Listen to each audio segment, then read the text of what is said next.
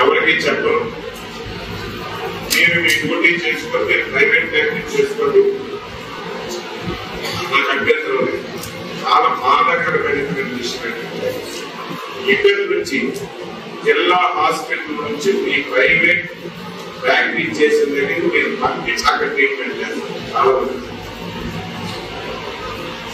డాక్టర్ల పేరు చెప్పదలుచుకున్నాను, బాధపడతారు.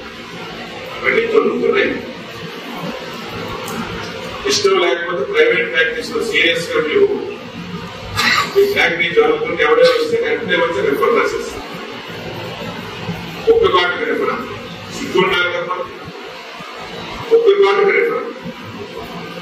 దేనికి డాక్టర్ ఒక్క కాటు ఇస్తే శ్రీకాకుళం రిఫర్ చేస్తారు. మందులు లేదా లేకపోతే అడగాలి కదా. చిన్న చిన్న దాన్ని అందులో ఉన్నోనే తెలియదు. నేషనల్ హైవే పక్కన ఉంది, సపరేట్గా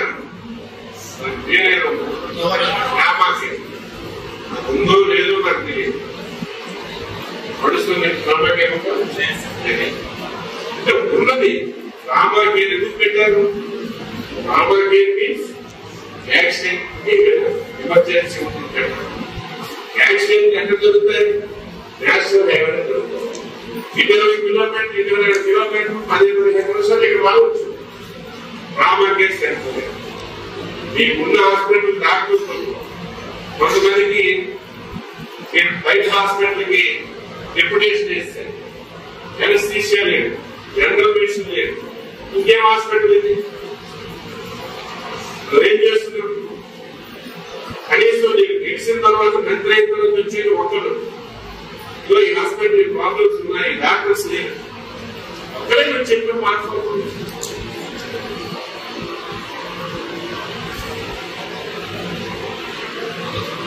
ఇవన్నీ నా అబ్జర్వేషన్స్.